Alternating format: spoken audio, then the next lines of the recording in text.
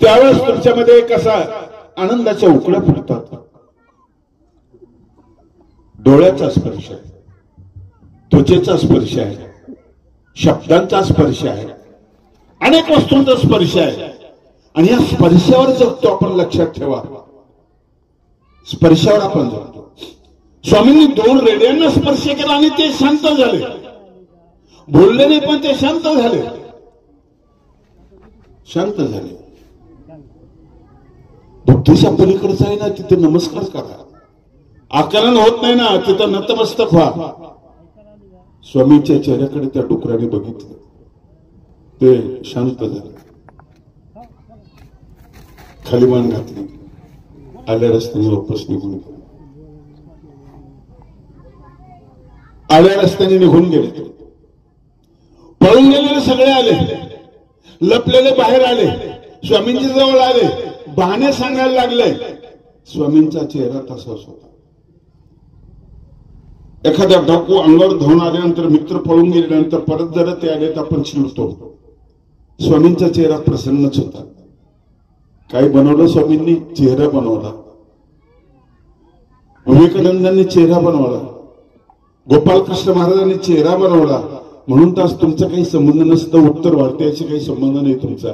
तुमच्या घरात कृष्णाचा फोटो आहे, दत्तात्रयाचा फोटो आहे, तो आहे बद्रिकाश्रमाचा अत्रि ऋषीचा, त्याचा फोटो तुमच्या घरात कशाला? कदाचित तुमच्या लोकांचे फोटो नाही, पण ते फोटो तुमच्या घरात कशाला? सुंदर आहेत म्हणून. अरे गाडगे बाबांचा फोटो कशामुळे? कुठे सौंदर्य आहे? अंगावर चिंध्याचे कपडे आहेत, हातामध्ये गाडगा आहे, फुटलेलं गाडगा आहे.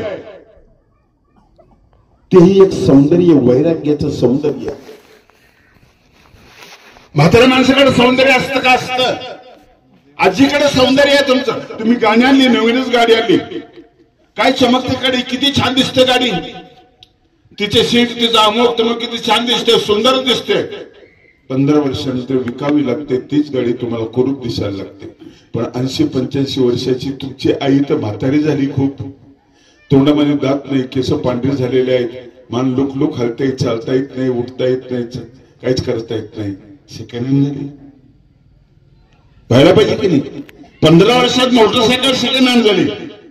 85 वर्षाची आजी सेकंड हँड व्हायला पाहिजे की नाही? नाही होत. गालावर सुरकुट्या पडल्या. नटीपेक्षा दिसायला सुंदर आहे, पण हे सौंदर्य वेगळं आहे. आजीचं किंवा आईचं सौंदर्य वेगळं आहे. अपन नहीं तुझे सुख दुख कोई, मैं मुस्काया तू मुस्काई, मैं रोया तू रोई, मेरे हंसने पे मेरे रोने पे तू बलिहारी है. ओ माँ, ओ माँ, ओ माँ, ओ माँ, बच्चों की जान होती है, किस्मत वाले होते हैं जिसको माँ होती है. ही प्रार्थना आहे, आईचं स्तोत्र आहे. लता दिदीच्या आवाजामध्ये आजही लढतात माणसं ही गाणं म्हणत असतात. ती कधीही सुंदर आहे, कधीही चांगली आहे.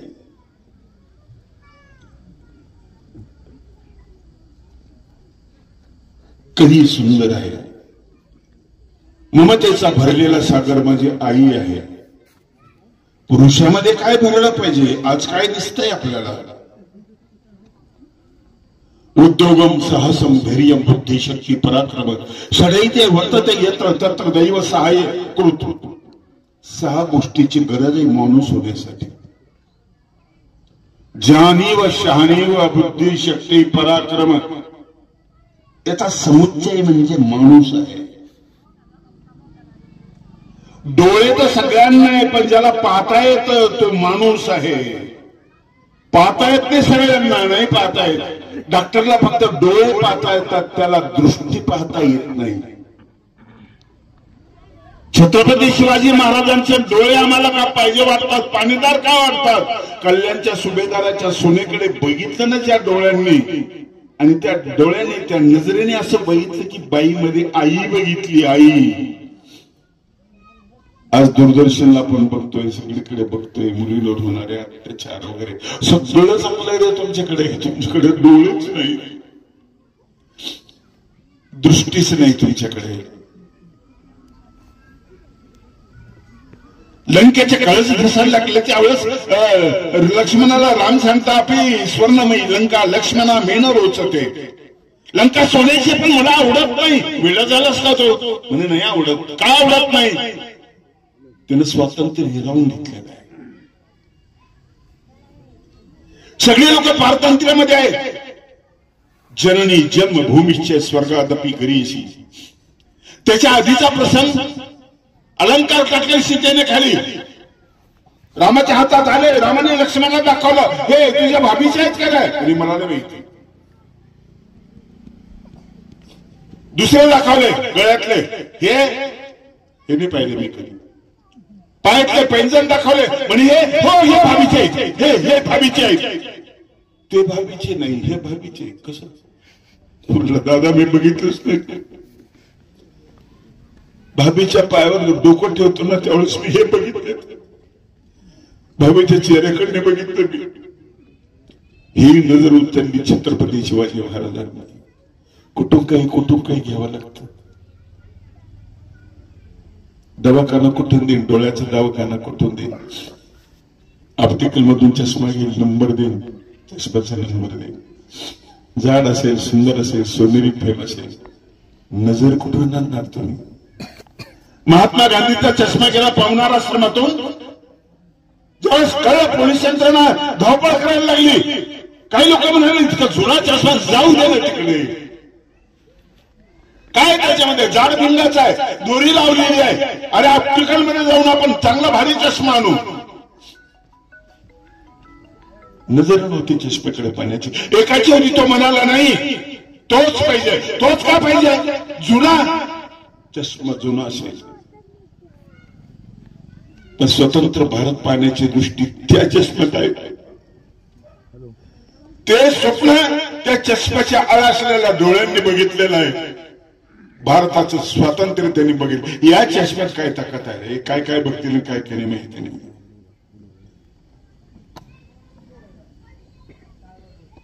स्वामींच्या बरोबर ते सगळे लोक गेले पिढारावर. जिथं मुक्काम होता जागेला तिथे गेले. बाईसारी गोष्ट समजली, बाईसा चिडली. मेल्यांना तुम्हाला लाजा वाटतात का? खोटे खोटे बघतात. देवाला परमेश्वर म्हणतात, तुम्ही घाबरून पळाले, खोटाळले उठले. स्वामी शांत होते त्यावेळेला. कुठून आणले सिरोही? हसत होते, स्मित करत होते. स्वामी बाईसाला म्हणाले, बाई तुम्ही चुकीच्या जागेवर उभे आहात. कोणत्या जागेवर उभे मी देवा? क्रोधाच्या जागेवर.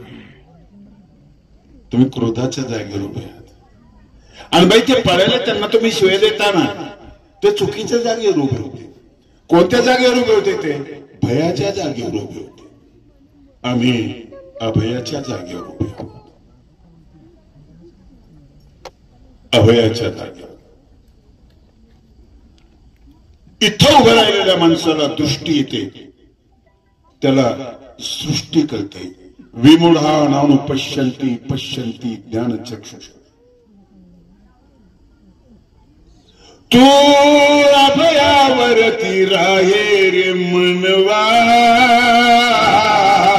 पळतो परतुला रे मनवा, पळतो परतुला. हे सुंदर स्वामींनी सांगितलं, तिथे लक्षात ठेवा. तुम्ही पळता का? तुम्ही भयग्रस्त आहे. तू अभयावरती राहे, अभयावर ठाम उभा राहा मनवा. अरे माणसा पळतो परतुला. घाबरू नका. पळालेला माणूस परत वापस होऊ शकतो, नापास झालेला परत अभ्यास केला तर पास होतो, निवडणुकीत 4 वेळेला पडलेला निवडून येतो. अमेरिकेचा अध्यक्ष अब्राहम लिंकन 7 वेळेला पडला, 8व्यांदा उभा राहिला आणि निवडून आला. पळतो परतो. स्वामींनी ती हिंमत दिली. एक आशावादी सूत्र आहे. हिंमत दिली स्वामींनी. कितीतरी लोकांची आत्महत्या वाचलेले सूत्र अभ्यास करतात. हारायचं नाही, खचायचं नाहीये, जागा निवडायची. तुम्हाला ती जागा शोधायची. ती जागा गीतेच्या शेवटच्या श्लोकामध्ये आलेला आहे. गीता विषादापासून सुरू झाली. संन्यास योगामध्ये थांबली. ब्रह्मविद्या निषादापासून सुरू झाली. भगवद्गीता विषादापासून सुरू झाली. रामायण निषादापासून सुरू झालं, पारध्यापासून सुरू झालं. रामायण आणि लीला चरित्राचा आरंभ पारध्यापासून आहे. दोन्ही ठिकाणी पारध्याने बाण हातात घेतलेले आहे आणि स्वामी सांगतात ते निर्लज्ज शस्त्र आहे, त्याला अक्कल नाही कुठली. फेक. निशस्त्रीकरणाचा प्रयोग पहिल्यांदा श्री चक्रधर स्वामींनी केला. फेक ते शस्त्र. तरुणपण, बालपण तर हातात नाही आपल्या. तरुणपण आणि म्हातारपण तुमचं सुखात जातं ना, तिथे तुम्ही यशस्वी होता. तुमच्या म्हातारपणाची पूजा करतात वयोवृद्ध, ज्ञानवृद्ध. ज्ञाने सुद्धा मंदिर आहे. हे नसेल पण ज्याच्याकडे ज्ञान आहे तो पूजनीय आहे. आम्ही त्यांची अष्टांग पूजा करतो का ज्ञान शक्ती त्याच्यामध्ये असते. नमस्कार माझा या ज्ञान मंदिरा, सत्यम शिवम सुंदरा, सत्यम शिवम सुंदर. छान प्रार्थना हो. शब्द रूप शक्ती दे, ज्ञान रूप भक्ती दे, प्रगतीचे पंख दे, चिमन पाखरा, चिमन पाखरा. ज्ञान मंदिरा. अप्रतिम प्रार्थना आहे. कुठल्या धर्माने कुणीही म्हणावी अशी ही प्रार्थना आहे. साधू संतांची पूजा करतो ना आपण, ते एक मंदिर आहे. चालतं फिरतं ते मंदिर. विद्यापीठ म्हणजे 200-400 एकर जमीन असलेली जागा म्हणजे विद्यापीठ नाही. भाकरीच्या पिठातही ती ताकद आहे. विद्यापीठामध्ये एकच पीठ असतं. स्वयंपाकघरामध्ये 4-5 प्रकारचे पीठे असतात. स्वयंपाकघर सामान्य नाहीये, त्याच्यामध्ये आरोग्य असतं, दवाखाना असतो. सुंठ मिरे हे आपली आई आपल्याला देते. ती एक व्यायामशाळा असते. खाली बसायचं, वर उठायचं, डबा घ्यायचा, खाली बसायचं, चमचा घ्यायचा, राहिला परत वर उठायचं, चमचा घ्यायचा. किती व्यायाम होतो. आई त्या विद्यापीठाची गुरु असते, कुलगुरू असते, हुशार असते. बापापेक्षा ताकद जास्त असते. भाकरी करते ना, किती काम एकाच वेळेला करते सांगू तुम्हाला. बाई पहिले भाकर मळते, थापते, चुलीवर टाकते, त्याच्यावर तव्यावर टाकते. दुसरी मळायला लागते, ती थापते. तव्यावर एक असते, त्याची काळजी घेते, तिला असं पलटवते. दुसरी टाकते, तिला शेकायला ठेवते, चुलीच्या तोंडाला शेकायला ठेवते. एक चुलीच्या तोंडाला शेकायला राहिलेले असते, एक तव्यावर असते, तिसरी हातामध्ये असते. 3 कामं झाले. पोरगा मांडीवर असतं, दुसऱ्या चुलीवर दूध ठेवलेलं असतं, ते उतू जाऊन याची काळजी येते. कुत्रे येतं, त्याला हाणायचं काम, हाड त्याला बाजूला करायचं काम आहे.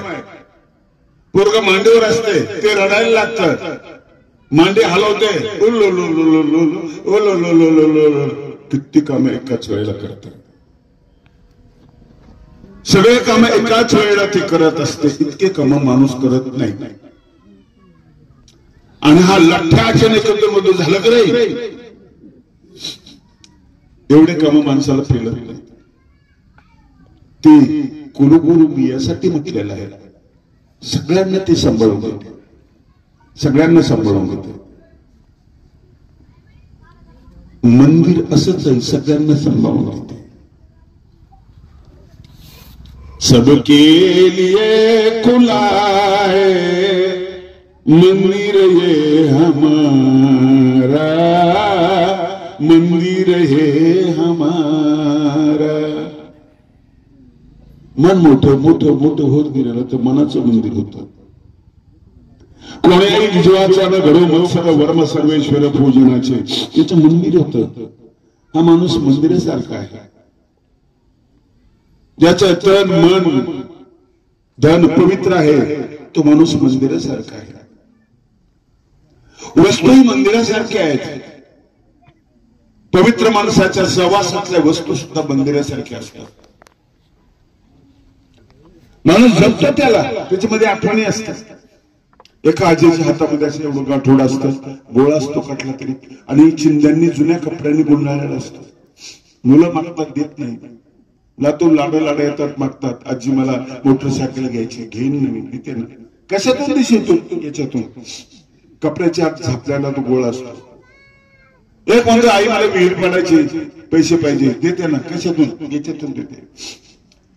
एक म्हणतो मला लग्न करायचं, करेन ना मी, सगळं याच्यातून. लोक म्हणतात, विचार करतात, आजी तुझं जीवन का आमच्यामध्ये किती प्रेम करते, तू दाखवत का नाही, देत का नाहीस? त्यावेळेस ती कपडा काढते, दाखवते, सोन्याचा मोठा गोळा असतो, ती देऊन टाकते. एक नातू म्हणतो, आजी किती जुना कपडा झालाय, तो किती जीर्ण झालाय, फाटलाय, कळकट मळकट झाला, तो दे, आम्ही तुला दुसऱ्यानं देतो. नाही नाही म्हणते, नाही दुसरा कुठे, मला हाच पाहिजे. तुम्हाला सोनं महत्वाचं वाटलं, तिला कपडा महत्वाचा वाटला. आजी तुला तोच कपडा का पाहिजे ग? किती छान छान कपडे निघाले अलीकडे. कपडे छान असते बाबा, त्यांच्या माझ्या आठवणीचं ठिकाण आहे ते. सुगंध आहे त्या कपड्याला, सुख दुःख सोबत भोगलेत आम्ही. आणि त्यांचा कपडा ते गेल्यानंतर मी सांभाळून ठेवतो, मी कपडा नाही देणार तुला, सगळं घ्या. कपड्यामध्ये एक आठवण आहे, स्मृती गंध आहे त्याच्यामध्ये, तुम्हाला बळ देणारी. अशी एखादी वस्तू तुमच्या घरात असेल, ती बघितली की तुम्हाला बरं वाटतं. आता कामाची नसेल म्हणून काही लोक गाडी चांगली मिळाली तेव्हापासून प्रगती झाली, नाही विकत ते. जुनी झाली, गाय म्हातारी झाली, खाटी घेतो बघायला, नाही विकत ते. घरी माती करू म्हणतात आम्ही.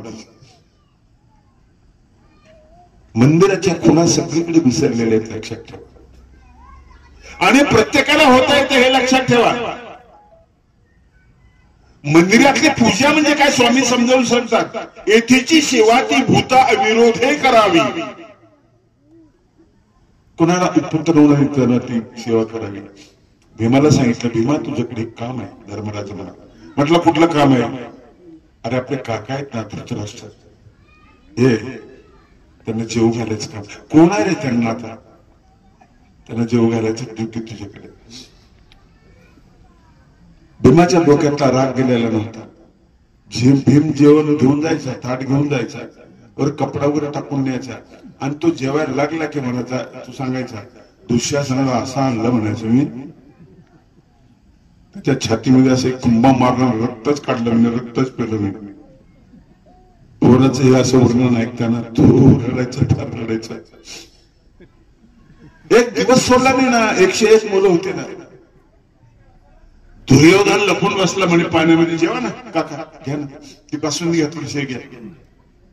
ऐका ना, दुर्योधन बसला पाण्यामध्ये लपून, बाहेर काढला, असा आणला त्याच्या मांडीचा भुगा करून टाकला. जेवा ना, मिरची देऊ का, ठेसा देऊ, 2 भजी घ्या ना. सेवा त्या करतोय पण विरोधात सेवा करतोय. एकाचा विरोध झाली दुसऱ्याची सेवा, असे कसे रे भक्त? एका माणसाने असं केला, कीर्तन ऐकलं, भुकेल्याला अन्न द्यावं, बंधनातल्याला मोकळं सोडावं, त्याने केलं ते. पण इतकं चुकीचं केलं. मांजर घेऊन गेला, पिंजऱ्यामध्ये उंदीर होता, त्याला मोकळं सोडलं, मांजराला बी मोकळं सोडलं, मांजराने उंदीर खाऊन टाकला. ही सेवा झाली का?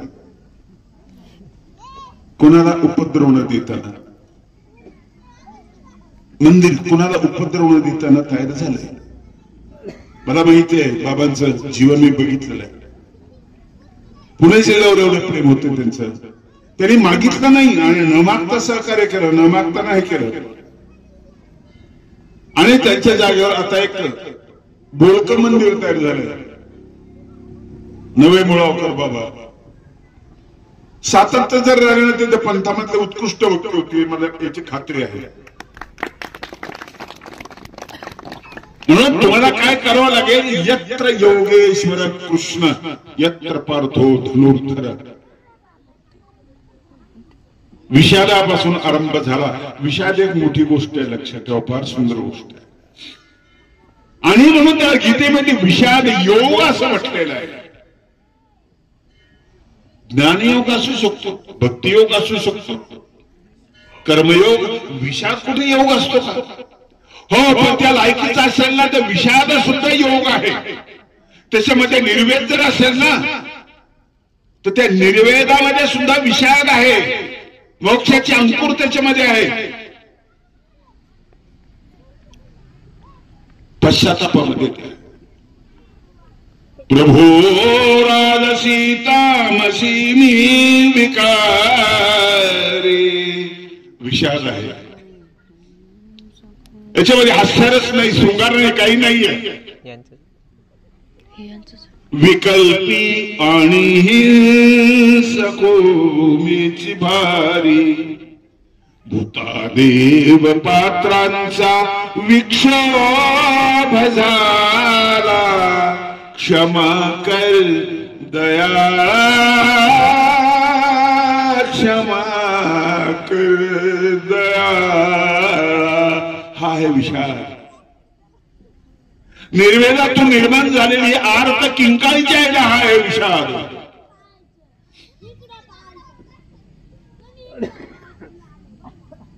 पण काही लोक त्याच्यामध्ये चुकीचं म्हणतात, तो विषाद होत नाही, तिथं हास्यरच जन्माला येते. मीच ऐकलं ते स्तोत्र, मीच लिहिलंय ते प्रायश्चित.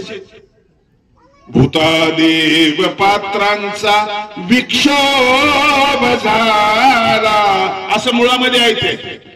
विक्षोभ म्हणजे क्षोभ, विशेष प्रकारचा क्षोभ झाला असा त्याचा. पण आरतीनंतर म्हटलं मी ऐकलं, भूतादेव पात्रांचा विक्षोभ झाला. रडता सुद्धा आलं पाहिजे, हंसता आलं पाहिजे, पण रडता. जिन आंखों में पानी नहीं है उन आंखों का हंसना भी क्या है. आणि हे होण्यासाठी, हे येण्यासाठी तुम्हाला त्या जागेवर जावं लागेल. यत्र योगेश्वर कृष्ण. लढाई जिंकली. संजय आपलं वर्णन करतोय. संजय अध्यक्ष आहे त्या भगवद्गीतेच्या श्लोकांचा, पूर्ण गीतेचा असं मी म्हणतो. अध्यक्ष भाषण तरच आहे कृष्णाचं. 73व्या श्लोकामध्ये संपलेलं आहे. नंतर संजय वर्णन करतो 8व्या अध्यायामध्ये. धृतराष्ट्र विचारतो, सांग काय चाललंय त्यांचं. निर्भीडपणे तो सांगतो, जिथं कृष्ण आहे, ज्या जागेवर कृष्ण आहे. कृष्ण म्हणजे प्रसन्नता, कृष्ण म्हणजे सळसळतेपणा. हा कृष्ण तरुणांसाठी महत्वाचा आहे. मन, मनगट आणि मेंदू ज्यांचा चांगला आहे त्यांच्यासाठी कृष्ण महत्वाचा आहे. त्या जागेवर गेलं तर त्यांच्यात बदल होईल. त्याचं मन, मनगट आणि मेंदू चांगला आहे. रिटायर होणाऱ्या माणसाला सरकारच सांगतं, अर्धे पैसे फुकट घे पण घरी जायचं, दप्तर खराब करू नको. तो गीता प्रवचनाचं काय कामाचं. अर्जुन तरुण आहे, तिचं मन चांगलं आहे, मनगट चांगलं आहे आणि मेंदू सुद्धा चांगला आहे. आणि म्हणून धर्मराजापेक्षा अर्जुनाची निवड केली. रुजू मनाचा म्हणून अर्जुन सरळ मनाचा. म्हणून पहिल्या अध्यायामध्ये अर्जुनाची जी भूमिका आहे, जे म्हणणं आहे ते धर्मराजाला नसतं जमलं. हा हळवा आहे, हा सरळ मनाचा आहे. धृतराष्ट्राने त्याच्याकडे निरोप पाठवला, तुझ्यामुळे नुकसान होती सगळी, कौरव नरकात जातील, असं तसं. हळवा होता, त्याला ते पटलं, मोहामध्ये अडकला, तर काढलं मोहाच्या बाहेर. कृष्ण आपल्या जीवनात नाही, लक्षात ठेवा. तेजस्विता, बुद्धिमत्ता, मनाची प्रबलता, हास्य, नृत्य, रडणं बी चांगले कृष्णाचं. त्याचं काळ दिसण्याचं कौतुक केलंय. श्याम पिया मोरी रंग दे चुनरिया, लाल नारंगाऊ में हरी न रंगाऊ, अपने ही रंग में कृष्ण भजन मन रंगले. कृष्णाच्या भजनामध्ये मी रंगून गेले. मीरा रमणी होती. तानसेन म्हटले, मीरा तुझं गायन मी ऐकलंच नाही, पण खूप चांगलं गायतेस, म्हणून दाखव. तिने एक गाणं म्हणून दाखवलं. तानसेन म्हणाले, तुझ्या गाण्यामध्ये रागच नाहीये. मीरेने उत्तर दिलं, राग नाही माझ्या गाण्यामध्ये, अनुराग आहे. उच्च प्रतीचं प्रेम आहे माझ्या याच्यामध्ये. राग नसेल माझ्या गाण्यामध्ये, हा अनुराग, ते रंगल्याचं चिन्ह आहे. जगत के रंग क्या देखो, तेरा दीदार काफी. बघितले जगाचे रंग बघितले. आता काही मजा वाटत नाही. तुम्हाला वाटतं काय लग्नात मजा नाही, काय सगळीकडे तेच काय डीजे जे कानात थाळ बसतात, आणि ते आशीर्वाद, बोगस आशीर्वाद, याने त्याचा सत्कार, त्याने त्याचे आशीर्वाद देतात, त्यात काही खरं नसतं. वाटतं तुम्हाला आता काय लग्न बघायचं, काय कपडे, काय ते बहारो फुलो बसवावं वगैरे, काय बघायचं. नहीं चाहिए दुनिया के निराले रंग रंग सारे, चली जाऊं मैं घाट तुझी, तेरा दरबार काफी है. आनंदाची एक जागा तुम्हाला मिळाली ना, नको काहीच नको, नको काहीच नको, बस आता मी त्या जागेवर पोहोचलो. तंबुराचे सूर छेडता छेडता तुम्हाला योग्य जागा सापडली ना, बस आता काहीच नको. कृष्णाची जागा अशी कुठे आज कृष्ण आहे. व्यायामशाळा कुठे आहेत, खूप आहेत. कृष्णासारखं पहिलवान कुठे आहे. ऑर्केस्ट्रामध्ये वाद्य खूप आहे, बासरी कुठे आहे. कृष्ण रणभूमीत बोलतो, तो तत्वज्ञान जन्माला येतं, अक्षर ब्रह्म जन्माला येतं, आणि काहीच बोलत नाही. बासरीमध्ये फक्त फुंकर मारतो, तर नाद ब्रह्म जन्माला येतं. आपला विंचवावर पाय पडला तर आपण नाचतो, पण आपलं नाचणं वेगळं आहे, कॅबरे करतो आपण. कृष्ण डोक्यावर नाचतोय, सापाच्या विषारी नाच्यावर आनंदाने नाचतो. तो आनंद शोधत नाही, आनंद निर्माण करतो. बारीक बारीक वस्तूतून, शिदुरीतून आनंद निर्माण करतो. तो काळ्या तयार होतो त्या ठिकाणी. सगळे गंभीर झालेले होते युद्धभूमीवर. 55 लाख लोक आहेत कुरुक्षेत्रावर. अर्जुन रडतोय, प्रत्येकाच्या मुखा वळले, डोळ्यामध्ये क्रोध आहे. एकच चेहरा असा आहे की तो हसतो आहे. प्रसन्न भारत, कसलंच टेन्शन नाही, कसला माणूस आहे. अरे मोबाईलच्या कोणाची रिंग आली तर आम्ही विचारित होतो, तो विचलित होत नाही. अर्जुन कसा रडत आहे. एक एक लाडू त्याच्या हातामध्ये येतो, तो नको म्हणतोय, परत एक एक लाडू हातामध्ये म्हणतो. ती जागा पुरुषाला महापुरुष करणारी, अर्जुनामध्ये निर्धार निर्माण करणारी, आणि लक्षात ठेवा, विवेक आणि निर्धार एक ठिकाणी आले की तुमच्या जीवनामध्ये विजय आहे. तिथं उभं राहा. देवाची ये द्वारी उभा क्षणभरी, तू उभा ठाकला शीच पुढे, तिथं उभं राहायचंय तुम्हाला. पडण्यासाठी उभं राहू नका, पैसे देऊन घरानं बळकट करू नका. तुम्हाला उभारायचंय, तुमचं मत सिद्ध करायचंय. तुम्ही म्हणजे पुणे दाखवायचंय. तुमचं मत साधं मत नाहीये की 5,000 10,000 विकायचंय. अरे तुमच्यापेक्षा तुम्ही कोंबड्या बकऱ्याची किंमत जास्त आहे. तुम्ही कोण? आपल्याला आपण समजावून सांगण्यासाठी मंदिर हवं. हृदय भजपरेशम स्वामीनम गुंडमाख्यम. सारंग पंडित नावाचे एक स्वामींचे भक्त होते. मध्ये थोडे प्रतिकूल झाले होते. माझ्या लक्षात येत नाही हा श्लोक त्यांनी कसा बनवला. रुद्रपूरला गेले, स्वामींना अगोदर बघितलंय, म्हटले मला दाखवू नका बरं का श्री प्रभू, मी ओळखतो, मला स्वामींनी सांगितलेले आहेत. आणि तो उपदेश करतोय, स्वतःला उपदेश करतोय. अवघड गोष्ट आहे स्वतःला उपदेश कर. दुसऱ्याला सांगणं सोपं आहे. हे हृदय भज परेशम स्वामीनम गुंडमाख्यम. हे डोळ्यांनो त्याचं रूप बघा, हे हातांनो त्याचं काम करा, हे पायांनो पायाचे लिहिलेले, हात व्यापारा विचिले, नामोच्चाराचे काले. स्वतःला उपदेश, स्वतःची इंद्रियांना उपदेश. 5 गोष्टी आहेत, 5च इंद्रिय. त्यांना शहाणे केले की तुम्ही महापुरुष आहेत. पाहता आलं पाहिजे, ऐकता आलं पाहिजे. त्या जीवास्मर मानसी वदमुखे ऐक करणे सदा. सोपं सोपं. मोठं होण्यासाठी तुमच्यातच ते रसायन आहे. बाहेरून विकत आणावं लागत नाही, तुमच्यातच आहे ते. उत्तराची प्रक्रिया तुमच्या मताच आहे, तुम्हालाच घडवायची आहे.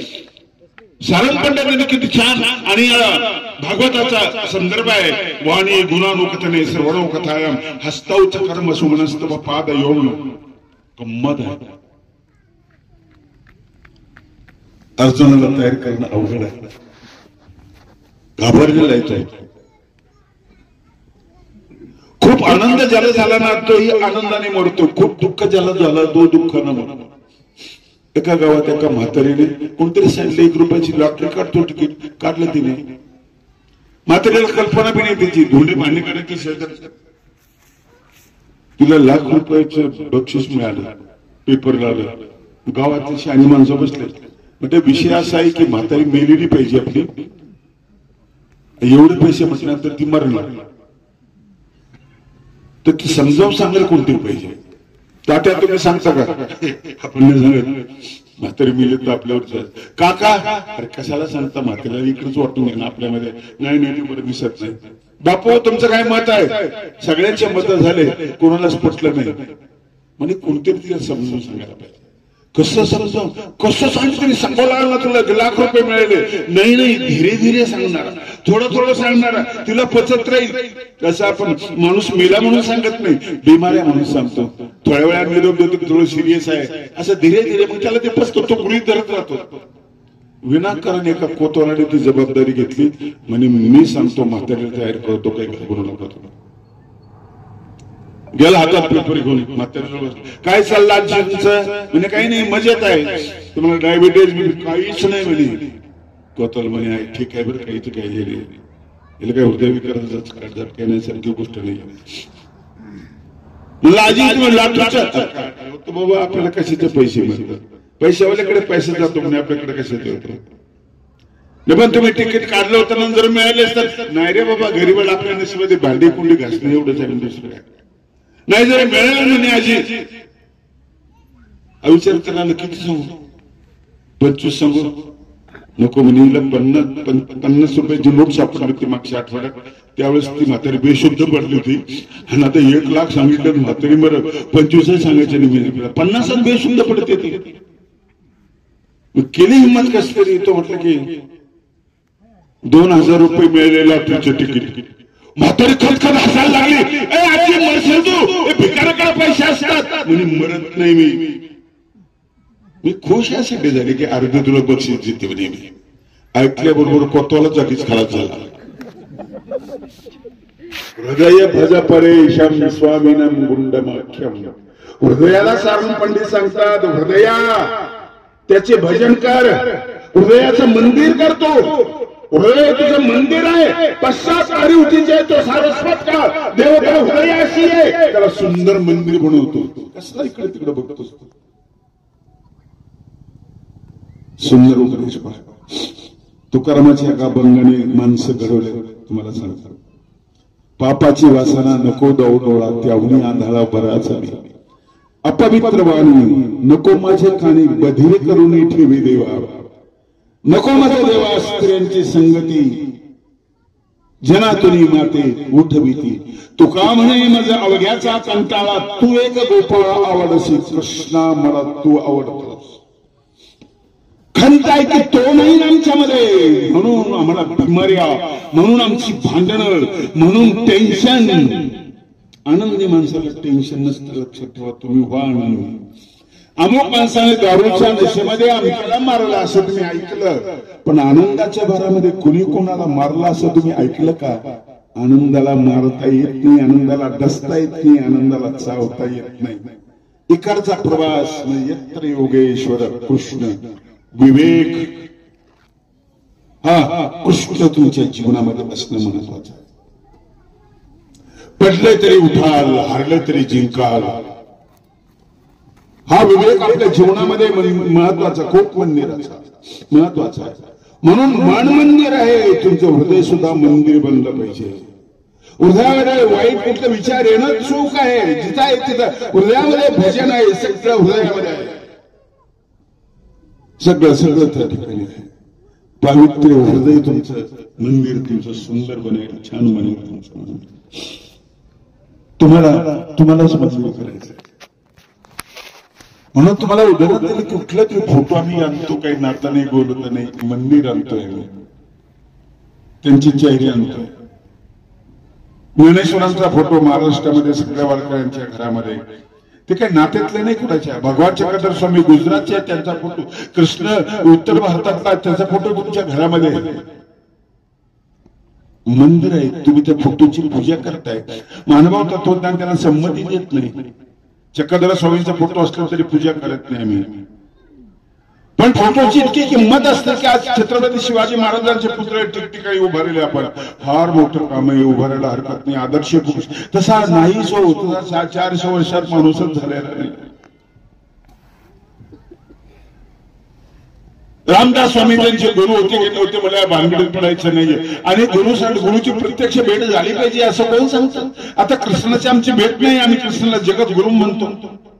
पण रामदासांनी या ओव्यामध्ये छत्रपती शिवाजी महाराजांचं वर्णन केलं ना, माणूस राहावं पूर्ण माणूस. शिवरायांचे कैसे बोलणे, शिवरायांचे कैसे चालणे, शिवरायांची सलगी देणे कैसे असे. सलगी म्हणजे जवळीकता.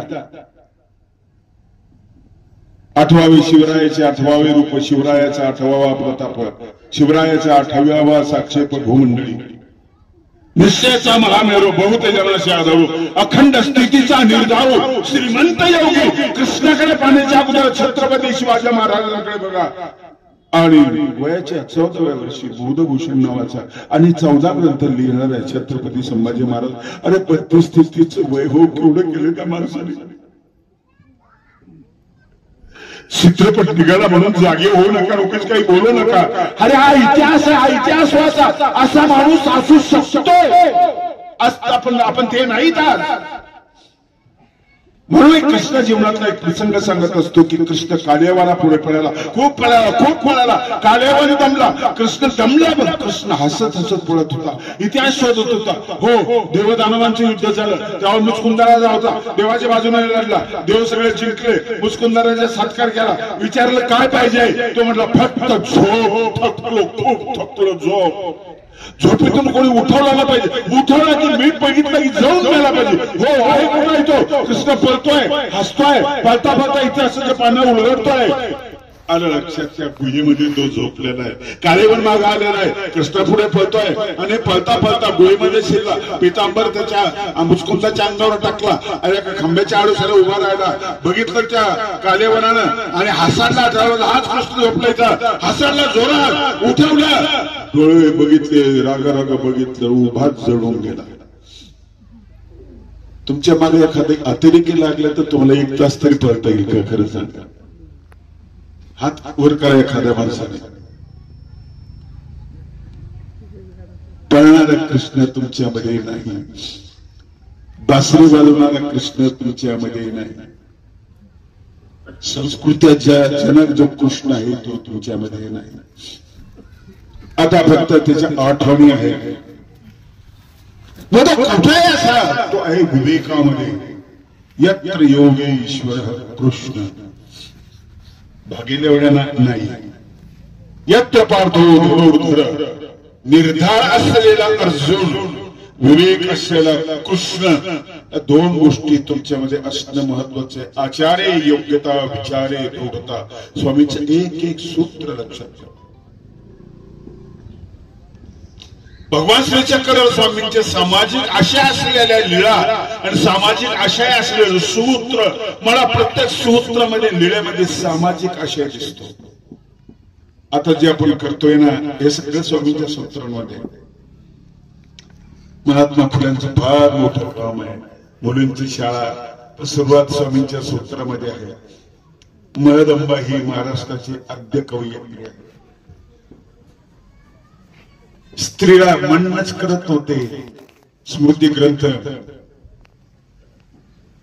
4 वर्णापैकी स्त्री वेगळीच होती. कुठलाच अधिकार नव्हता तिला. या स्त्रियांना जाळवू आपण सती प्रथा निर्माण करून. किती घडले असते, किती भागले असते. ढकलला मी बांबूने ढकललं. किती सती गेले. एकही सता नाही गेला. माणूस एकही मेला नाही. मला सांगू वाटत द्रौपदी वस्त्र धारणाचा प्रसंग. भरसभेमध्ये त्या द्रौपदीचं वस्त्र हरण केलं. त्यावेळेचे ते शास्त्र, त्यावेळेचे नियम, कठोर मूर्खपणाचे नियम. आता मी ते कौतुक करतो डॉक्टर बाबासाहेब आंबेडकरांचं संविधान हा एकच ग्रंथ लिहिला. भारतीय संविधान. सगळ्या ग्रंथांनी बाया जाऊन टाकल्या. त्या संविधानाने त्या द्रौपदी मुर्मूला राष्ट्रपती करून टाकलं. राष्ट्रपती केलं. विचार बघा. विवेकाचा प्रश्न हा. बदल झाला की नाही. ते द्रौपदी आज असते तर वेगळी असते. ही द्रौपदी तेव्हा असते ती जळावं लागला असतं. मंदिरामध्ये पवित्र ज्याचं शरीर मन बुद्धी सगळं पवित्र आहे तो वाईट गोष्ट करत नाही. पवित्र त्याला परवानगी देत नाही. झाला बाबा 1 तास. मला जो टाइम दिलेला आहे 1 तासापेक्षा जास्त बोललो मी. लगेच प्रवास केला. सकाळी मला 9 वाजता प्रवचन आहे. आपण तुम्ही सगळे जमलात, प्रतिसाद दिला, शांत होते सगळे. मी कीर्तनामध्ये विनोद वगैरे काही सांगितले नाही. म्हटलं सर थोडं गायन केलं असेल त्या विषयाचा संदर्भ असल्यामुळे मी तर मला ते चांगले वाटतात ना ते सिनेमाचे गाणे सुद्धा मी गातो. मी का गातो. मी परवानगी घेतली मोरारी बापूची. मोरारी बापूंचं प्रवचन सगळ्यात जास्त मला आवडतं. आणि गाण्यामध्ये असलेला भजनाचा रस आहे ना ते स्वतः खूप छान गातात. खूप छान गातात. तुम्ही ऐकलं त्या ठिकाणी मी या विषयावर बोललोय.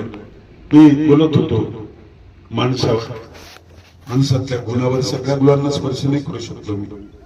अभय या गुणावर स्वामींच्या सूत्रातून तुम्हाला जे बल दिलेले ना तरुणांना सूत्र त्यांच्यापर्यंत पोहोचले नाही. पोहोचले असते तर सगळ्यांना धीराला असतात. वळे तो परतोल आहे. हरकत नाही. काही नाही मिळेल आपल्याला. आपण मिळू. इतिहास वाचला असता आणि झिरो असलेले माणसं हिरो कसे झाले हे त्यांनी बघितलं असतं. हे त्यांनी बघितलं असतं. 1.5 दिवस शाळेत गेलेले अण्णाभाऊ साठे इतक्या कादंबऱ्या कशा लिहितात. देशामध्ये जो पोवाडा कसा गेला छत्रपती शिवाजी महाराजांचा. तुला काय झालं रे. तुझे हातपाय काय गळले. का तू असं म्हातारपणा आला तुला. तुझ्यामध्ये छत्रपती शिवाजी महाराज नाही. संभाजीराजांची हिंमत नाही तुझ्यामध्ये. ती निष्ठा नाही तुझ्यामध्ये. तो पेवदारपणा तुझ्यामध्ये नाही आहे. झालंय काय तुला. कृष्ण तुझ्या जीवनामध्ये नाही. राम तुझ्या जीवनामध्ये नाही. छत्रपती शिवाजी महाराज तुझ्या जीवनामध्ये, ज्ञानेश्वर महाराज जीवनामध्ये नाही. फुले नाही. आंबेडकर नाही. झालंय काय तुला. झालंय काय. खूप शिकला. ये साक्षरात ये राक्षसा. शिकून माणूस मोठं होत नाही रे बाबा. बंगालचा जो अध्यक्ष आहे ना मोहम्मद युनुस नोबेल पुरस्कार मिळालेला आहे त्याला, जगातला सर्वश्रेष्ठ पुरस्कार. तो शांततेसाठी मिळाला. पण माणूस शिकला म्हणजे सुधारला असं नाहीये. किती बलात्कार केले हिंदूंवर, किती माणसं मारले, शिक्षणाचा याचा काही संबंध नाहीये. म्हणून ज्ञानापाशी प्रेम उत्तम श्री चक्रधर स्वामींचा सिद्धांत आहे. ज्ञान महत्वाचं आहे, पण मार्गी प्रेमाची असायला पाहिजे. प्रेम असेल ना, सर्प मित्र होतात, वाघ तुमचे मित्र होतात, सर्प मित्र सर्प हातामध्ये धरतात, अंगावर सर्प खेळतात. पिस्तूल हातामध्ये घेऊन तुम्ही वाघाला थांबवू शकत नाही. हेमल कशाला, जे आमटे आहेत प्रकाश आमटे, त्यांच्या घरामध्ये वाघ आहे, ते स्वतः डोकं घालतात त्यांच्या तोंडामध्ये. वाघ शिकार पकडताना किती धावपळ करतो, काट्या कुठल्यावर दगडावर पडतो. आता इथं डोकं ताब्यात आलं, चावायला पाहिजे कडे. परत ते सांगतो, प्रेमाला चावता येत नाही, तुम्ही चावताही नाही एकमेकाला, प्रेम नाही तुमच्यामध्ये. उशिरा गळ्यामध्ये घालतात, मुलं वाघावर बसतात. कधी वेळ असे माणसं माणसाला फाडायला लागले, माणसं माणसाला तोडायला लागले. जातीच्या नावाखाली, प्रांताच्या नावाखाली, धर्माच्या. धर्म असा असतो का? धर्म शब्दाचा अर्थ आहे परिपोष करणे. धोधारेती पोषेती धर्म. मंदिरामध्ये हे सगळं जन्माला येतं. मंदिर सगळ्यांचं असतं, एक पवित्र ठिकाण असतं, भगवंताचं राहण्याचं ठिकाण, निवासस्थाला येते. ती शांतीची जागा आहे, गरजेची गोष्ट आहे. मंदिरात जात जा, मंदिरातले विचार ऐकत जा, कृष्णाकडे पाहत जा. यातलं काय काय माझं पाहायचं राहण्याचा विचार करा, यातलं काय काय मी करतो याचा विचार करा. वसुदेव सुतम देव नेहमीच होता तुम्ही श्लोक. पण देवकी परमानंदम कृष्णम वंदे जगद्गुरु. देवकीला परम आनंद देणाऱ्या कृष्णा तुला माझा नमस्कार. त्या श्लोकाचा अर्थ असा आहे, तो आजीला घरी ठेवतो, आईला घरी ठेवतो, वृद्धाश्रमात पाठवतो आणि मंदिरात जातो. मराठा मंदिरात जातो, तुझा तो देव नाही आहे, कृष्ण तुझा नाहीये. आई म्हणते चष्मा फुटला रे, माझा काच फुटला, किती दिवसामध्ये आणतो आणत नाही रे. तो कशाला म्हणतोस तो श्लोक, तुझा नाही तो श्लोक. तू इकडे झिक झिक झिक झिक करायचं करत बस रे. कृष्णाकडे जाण्याची लायकी आणि चढण्याची पायरीची लायकी तुझ्यामध्ये नको जाऊ.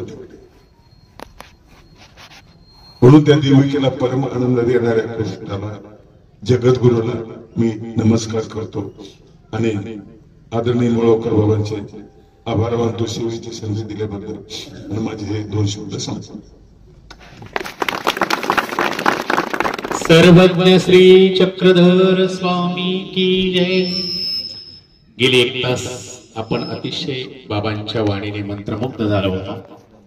या ठिकाणी फक्त 2च मिनिटं बाबांच्या शुभास्ते सेवा गौरव पुरस्कार